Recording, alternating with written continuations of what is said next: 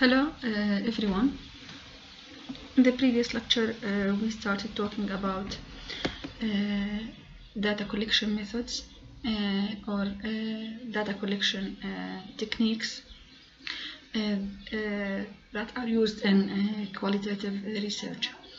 We started talking about interviews, and we talked about different types of interviews, structured and unstructured interviews, and we said that interviews could be group interviews or individual interviews. Regarding group interviews, we mentioned that it can also be called as a focus group discussion. We differentiated or mentioned the differences between interviews and focus group discussion. Also, in the previous lecture, we talked about observation as one of the most important data collection methods in qualitative research. We talked about participant observation and non-participant observation, and what are the differences between them. In this lecture, we will continue talking about observation as a data collection method in qualitative research.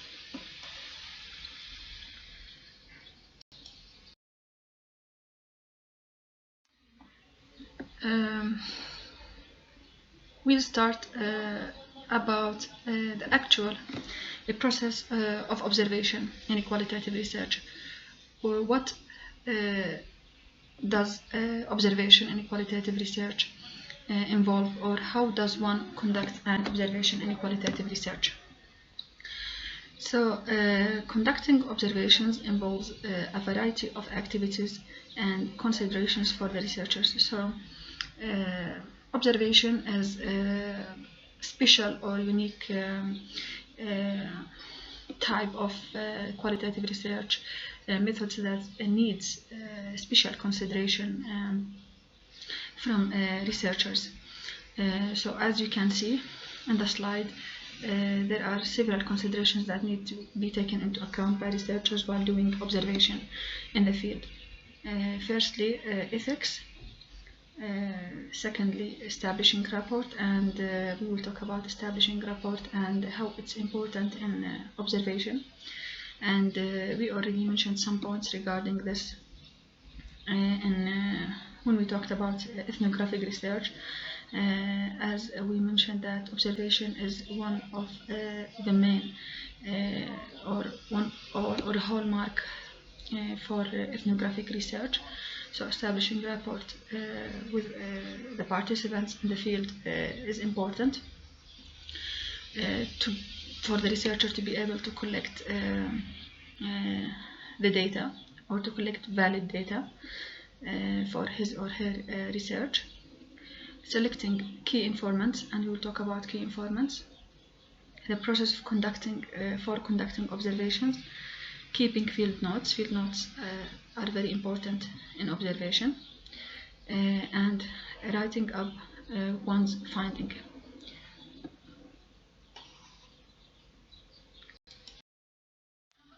So, as we mentioned, ethics is one of the most important consideration in observational research, whereby the researcher must take some of the field notes to reinforce that what the researcher is doing is collecting data for research purposes.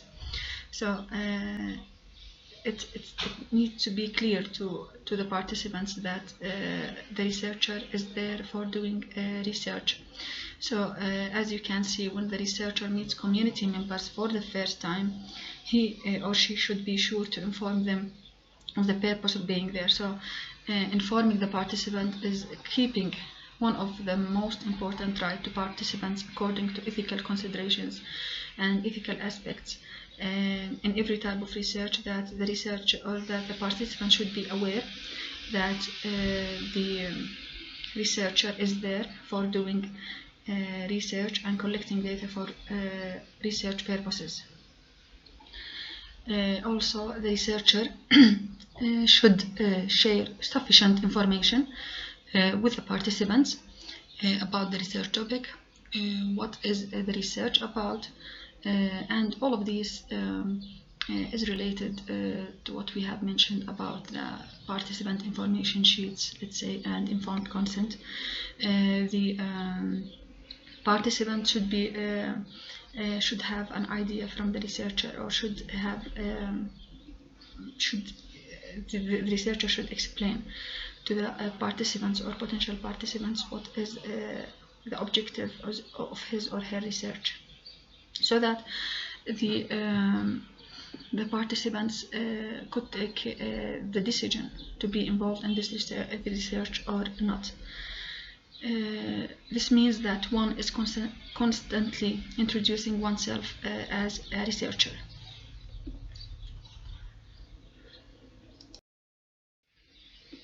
Continue talking about ethics. In observation, another ethical responsibility is to preserve the anonymity of the participants in the final write-up, and in field notes to prevent their identification. So it's important that to de-identify the data that the researcher collects in the field. So preserving the anonymity of the participants is one of the important rights and ethical considerations in any type of research. Not only observation, but in any type of research, it is important to preserve the anonymity of the participants. In your final report, and also in the field notes that is taking that the researcher is taking while he is or she is collecting data in the field.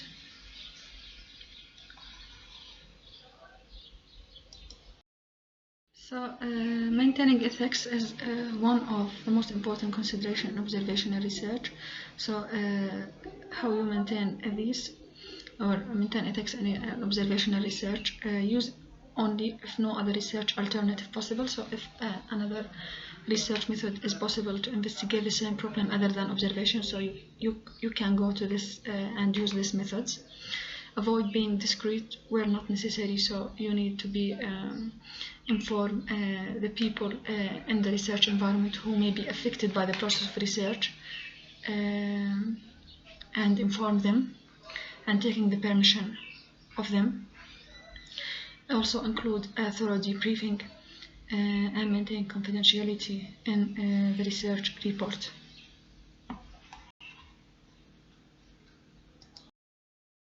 So here in this slide you can see an explanation to the points that have been mentioned in the previous slide regarding maintaining ethics in naturalistic observation. Firstly, to not undertake this type of observation if another research method is possible to investigate the same problem. Secondly, to take complete permissions of those in the research environment who are not a target of the research, for example, of concerned authorities such as school administrators or parents or community leaders. In the least and at least inform others who may be affected by the process of research. To explain to the people observed after observation why it was necessary to carry out the research, why they could not be told about the observation, how their contribution is very valuable, and to patiently address their doubts and queries. Lastly, to assure the target observed that their confidentiality would be maintained, and to keep this promise, that is, the names or faces of the target or any information that could reveal their identity should not be known to anyone but the researcher. All the records of observation should be handled with utmost caution, and reports made without any identifications.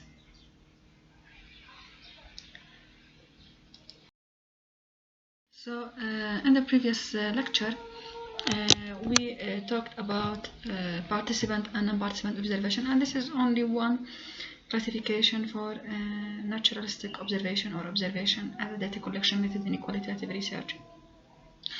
And participant and non-participant observation is on this classification based on researcher participation. We can classify also observation based on whether researcher is known as covert and overt observation, and we will talk about the definitions and the differences between both of them in the coming slides. So regarding the ethics also, we need in this context to talk about two different types of observations. So as we mentioned in the previous lecture, observation can be classified into different types. So we could say that observation could be called as participant observation, whereby the researcher involve or participate in the activities while being observed the participants, and we also talked about non-participant observation. We also talked about another types, or let's say styles of observation, such as structured observation and unstructured observation. We have another classification for observation, which could be as covert observation and overt observation. Overt observation occurs when participants know they are being observed and are aware of the purpose of the study. However, covert observation means that participants are either unaware of being observed or that the observer conceals the real reason for observing them. And regarding those definitions, there are particular ethical considerations, especially in the case of covert observation, that we will talk about them in the coming slides.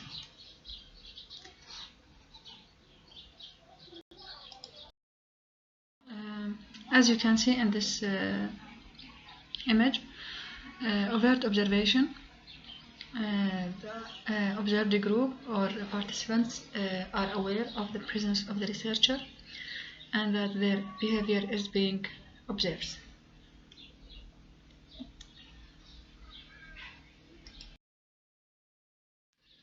On the other hand, covert observation, as you can see in the image here, the participants are not aware of the presence of the researcher and they are that their behavior is being observed.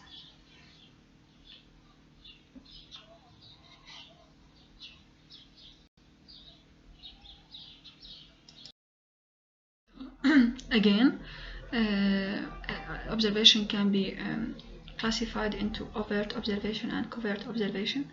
In this slide you can see that we are talking about ethnography in particular, but as we mentioned, observation can be used in another type of qualitative research approaches, but it's one of the hallmark or one of the most important characteristics or unique characteristics of ethnography. We are talking about observation in relation to ethnography. So in overt observation, ethnographer informs participants of their study and is transparent about research. Okay? However, in covert observation, ethnography does not inform participants of the study and must balance ethical issue of deception. And we'll talk about that when we are talking about ethical considerations that need to be addressed in observational research, and how the observation still the common trend now is to make overt observation rather than covert observation, especially because of these ethical violations.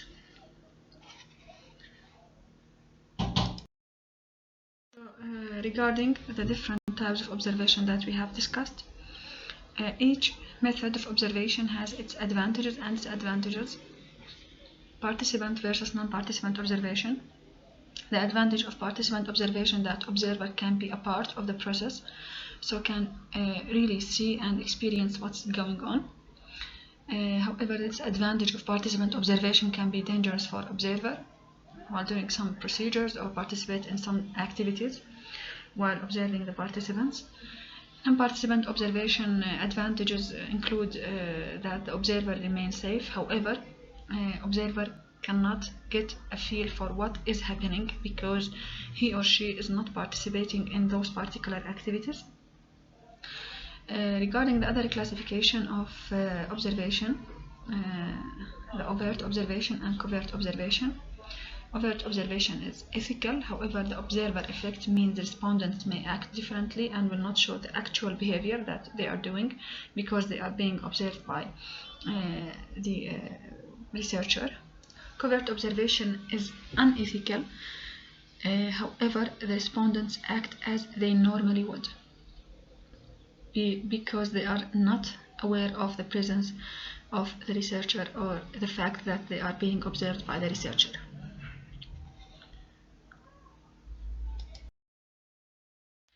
So, as we mentioned, there are a particular ethical considerations in observational research, and it's unique to observational research. And we also mentioned that covert observation may carry an ethical risks, and we will talk about them in a minute. So, all in all, ethical issues that need considering when carrying out an observational study.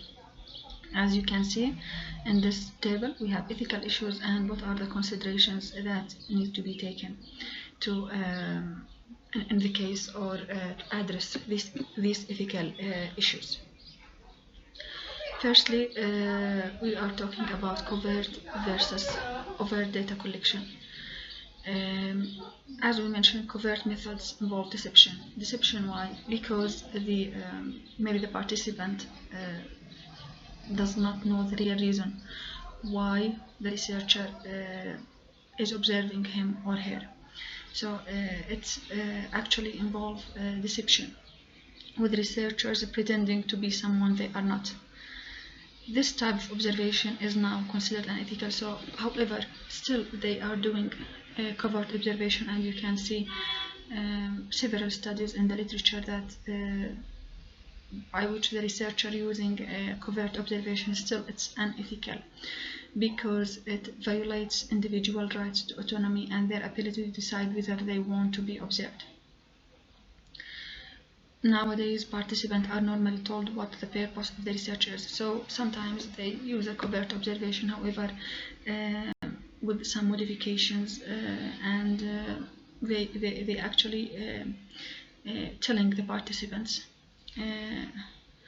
why they are doing this research or what the purpose of the research is. So it's now more a common trend toward overt observation and research. Secondly, gaining consent. If collecting data in a hospital setting, some researchers recommend gaining informed consent from all individuals present in the ward on a regular basis. Collecting data about a specific patient, informed consent should be obtained. For other people with the general area, a simple explanation that you are collecting data for a study along with obtaining their verbal consent may be adequate. So, and here we are talking about REC. This is acronym. It stands for Research Ethics Committee. Will determine the approach. So always, all of these documents, all of the documents that the researcher will use in his or her research will be approved by Research Ethics Committee, and in the case of hospitals by IRB. So. If we are talking about observation and the researcher observe, let's say, a ward in hospitals, so some researchers recommend gaining informed consent from all individuals on a regular basis. So to take it, you need to know that the informed consent process is, by the way, it's an ongoing process. And if you collect data about a specific particular patient, you need to take the consent from that patient. Okay, and for the other people, if you are just concerned or interested in your research on this particular patient, you need to take the informed consent from that patient. And for the people who are other people other than this patient in the general area, just you need to make or to provide a simple explanation that you are collecting data for a study, and obtaining their verbal consent may be adequate as determined by Research Ethics Committee. However, in some cases, the Research Ethics Committee will not approve this and need further or additional consideration.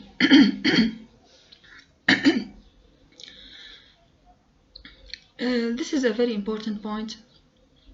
What will you do if you see a poor practice while you're observing?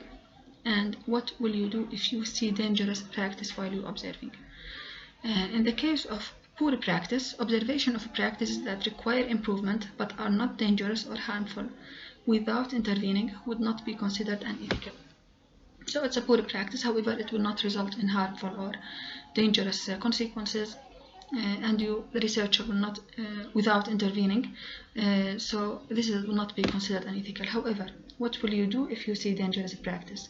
The Research Ethics Committee approving an observational study will expect a researcher to have identified the steps they will take if they observe dangerous practice. So dangerous practice, there are some considerations that are being addressed within the approvals that are granted to the researcher to start his or her research, and these will provide details about how the researcher will behave in the case of observing a dangerous practice. Okay, you can see here an example. The researcher may arrange to discuss any dangerous practice she observed with the ward manager, and the ward manager would then take any necessary action to address this dangerous or harmful practice. And lastly, as usual, protect participants' anonymity. Anonymity can be maintained by referring to participants using identifying codes. So using a code can, it's one of the most important strategies that can be used to maintain the participants' anonymity.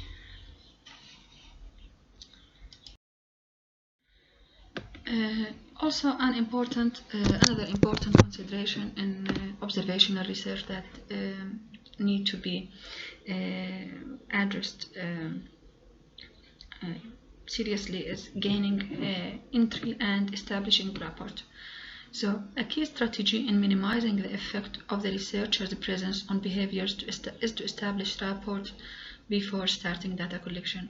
So establishing rapport with participants is very important, and there are many ways that the researcher can establish rapport with the participants or stakeholders in the field. Here you can see an example. If the study involves observing nurses, a first step might be to attend team meetings or ward handover on several occasions as a way of getting to know the potential participants and building a relationship with them. So building a relationship is very important. So how the participants will be open to you, how they will trust you, establishing this mutual trust between the researcher and participants is very important to collect a valid data for your research. So if the researcher did not, or if the researcher does not establish this relationship, establish this trust with the participants, the participant would not be open for the researcher to, let's say, to answer their questions or to provide them with a valid data regarding the process or phenomenon under investigation. So, as we mentioned, establishing a rapport is a key strategy in minimizing the effect of the researcher's presence on behavior of the participants. We have a process in the literature of observational research. It's called as hanging out. What is the meaning of hanging out? Hanging out is the process through which the researcher gains trust and establishes a rapport with the participant. So this term has been used widely in the literature to describe establishing rapport and gaining trust of the participants. What does hanging out involves? Hanging out involves meeting, conversing with people to develop relationships over an extended period of time. So one of the most important key points that you need to consider that why we need this hanging out, or why we need this rapport or establishing relationship with the participants, especially in the case of observational research, because in observation, especially the researcher need to spend an extended period of time. Let's say, for example, in the case of ethnography, there are some resources in the literature saying that the minimum time for conducting an ethnographic study and the period of time that the researchers need to be immersed. As we mentioned in ethnographic research, one of the most important characteristics is immersion in the culture. The researcher needs to be immersed in the culture to observe the participants for an extended period of time with a minimum of 1.5 years, sometimes in some resources. So that's why the researcher needs to establish such mutual trust and good relationships with the participants. As we mentioned again, hanging out is the process through which the researcher gains trust and establishes rapport with participants. This process, which is hanging out, involves 3 stages. These stages, as you can see in the slide here, moving from a position of formal, ignorant, intruder to welcome, and knowledgeable, intimate. Each one of these has particular aspects and particular details that's relevant to one and not relevant to the other, and we will talk about them in the coming slides. So again, in this slide, it's important to know what is the meaning of hanging out, why it's important to have this process, especially in observational research, and what are the stages of hanging out, which are moving from a position of formal, ignorant, intruder to welcome, and knowledgeable, intimate.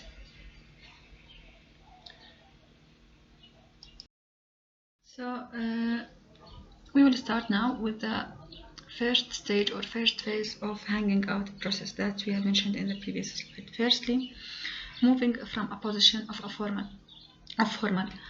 The researcher is a stranger who is learning the social rules and language, making herself or himself known to the community, so they will begin to teach her or him how to behave appropriately in that culture. So in this stage, in this early stage, the researcher is still a stranger, and he is or she is still learning about the social rules of particular culture and the language of this culture, starting to make himself or herself known to this particular community or this particular culture. And in this stage also the members in this culture start to teach the researcher how to behave in an appropriate manner according to their social rules in that particular culture under investigation.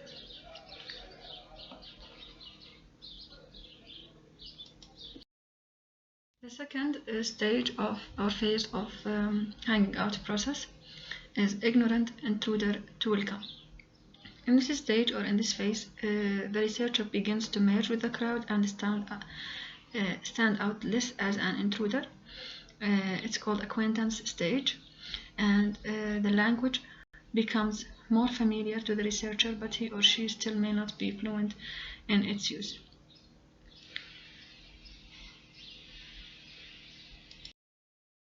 The last stage or the third stage in hanging out process is the stage of knowledgeable intimate.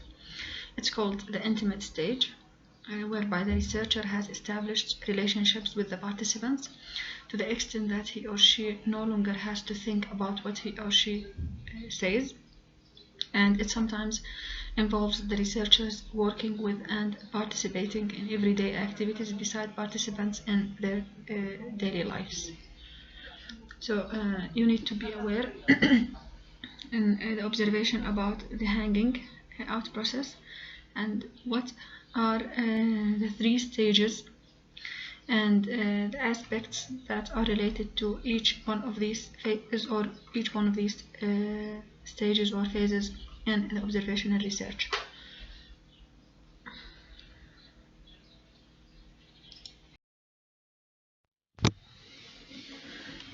So now we'll take some tips for collecting useful observation data. Firstly, the researcher needs to become familiar with the setting before beginning to collect data, and we talked about the process of hanging out and the 3 stages of hanging out process and establishing rapport and being familiar with the participants and the culture and their investigation. Keep the observations short at first to keep from becoming overwhelmed.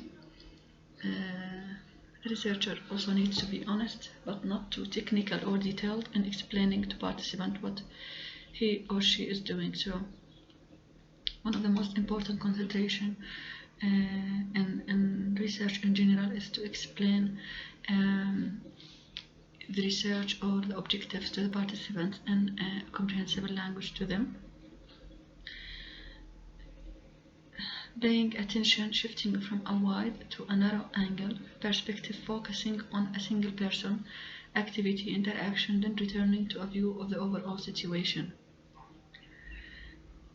Also look for keywords and conversations to trigger later recollection of the conversation content.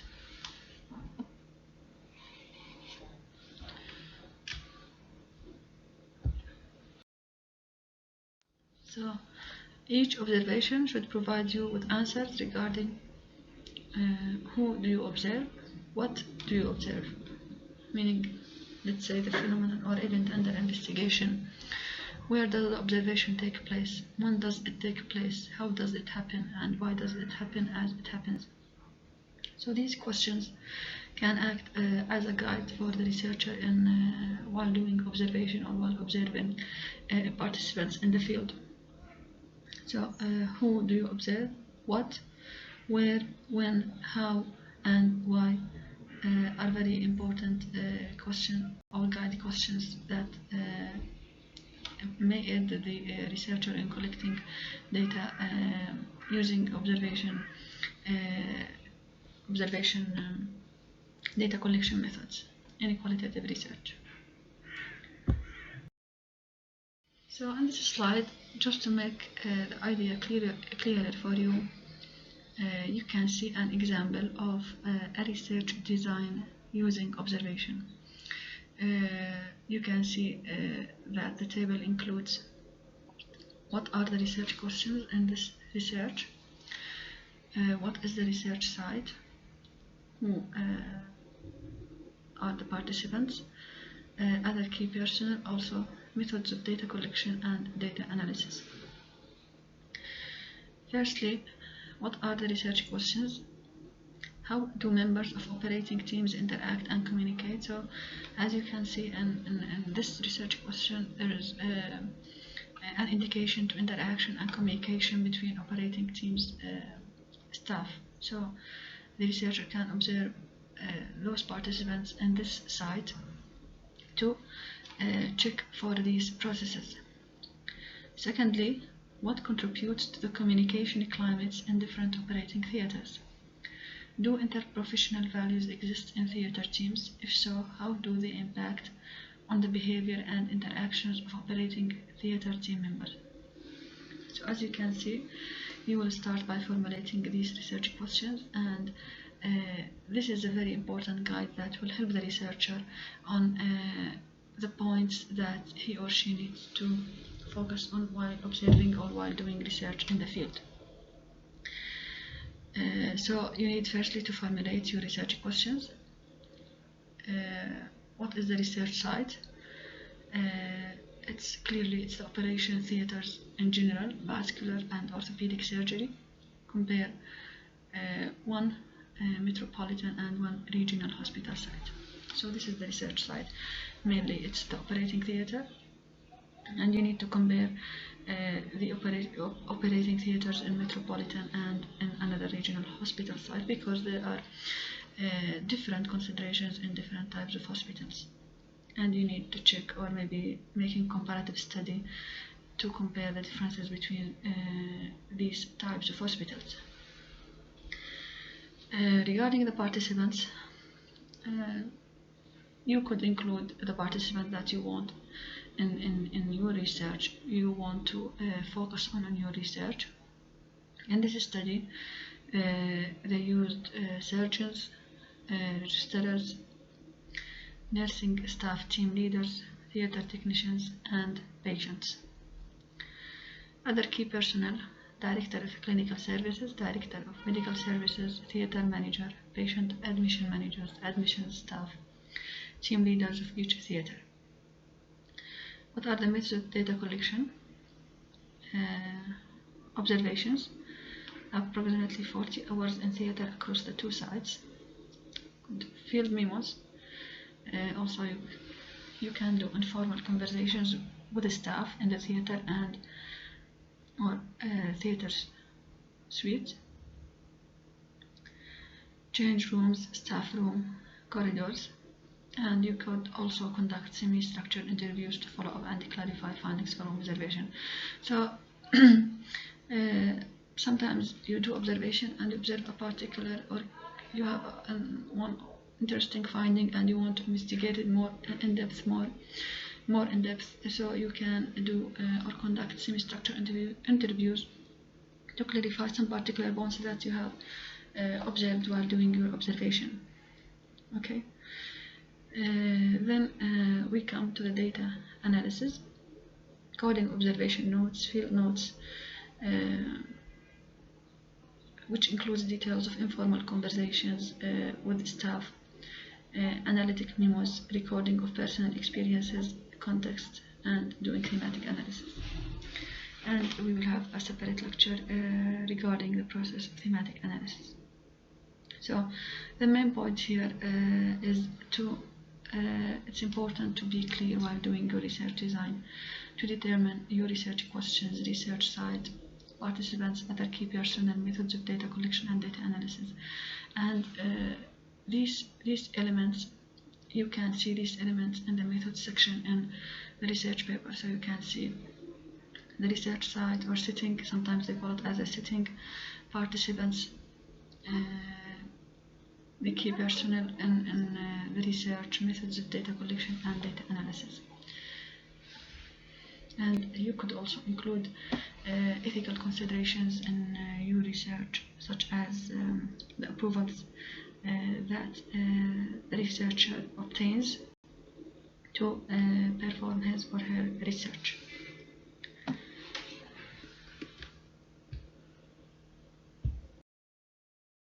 So, regarding the challenges of observation, methodologically, the act of being observed may change the behavior of the participant, which we mentioned in ethnographic research, which is Hawthorne effect, which impact on the validity of the data collected and on the value of findings. So this is one of the most important and key challenges of observation. However, most researchers report a process of habituation taking place, where after a relatively short period of time, those being observed revert to their normal behavior. So sometimes this Hawthorne effect could be reversed, and we reach to a level of what we call habituation, where the participants being observed revert to their normal behavior after a relatively short period of time. Maybe sometimes the participants get used to the presence of the observer in the field, so their behavior will more closely resemble normal and everyday behavior. The second challenge of using observation in research is the dependability of the process on the observer understanding and judgment. And also the observer may miss a critical moment while doing observation, while he is taking notes during the research process, or the researcher could be distracted by another factor in the setting. So distraction may occur during observation while the researcher taking notes, or distracted by any other factor in the setting, which may affect on the quality of the data collected and the value of the findings.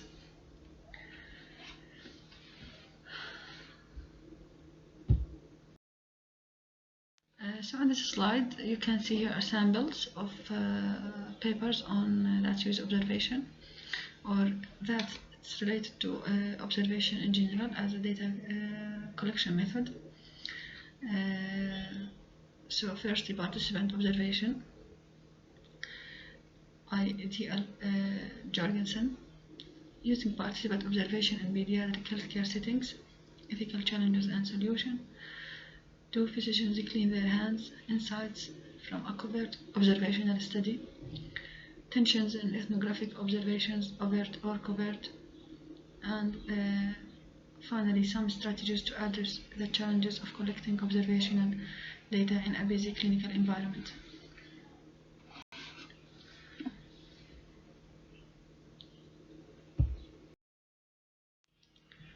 So in this slide you can see the references and resources that have been used in this lecture.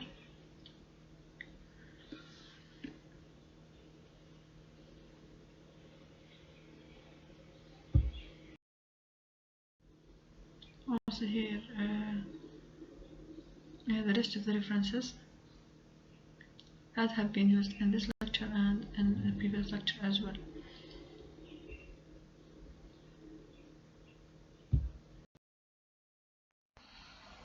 So we finished or we covered in this lecture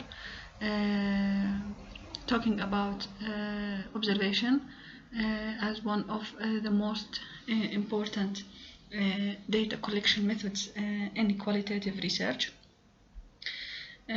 Of course, we started in the previous lecture last week talking about interviews and focus group, and we talked also about observation, types of observation. We talked about participant observation, non-participant observation. In this lecture, we continue talking about observation. We talked about covert observation, overt observation, and we talked about ethical aspects that need to be considered while doing observation in the field. Hope this lecture was interesting. In the next part of this lecture, we will talk about recording data in qualitative research.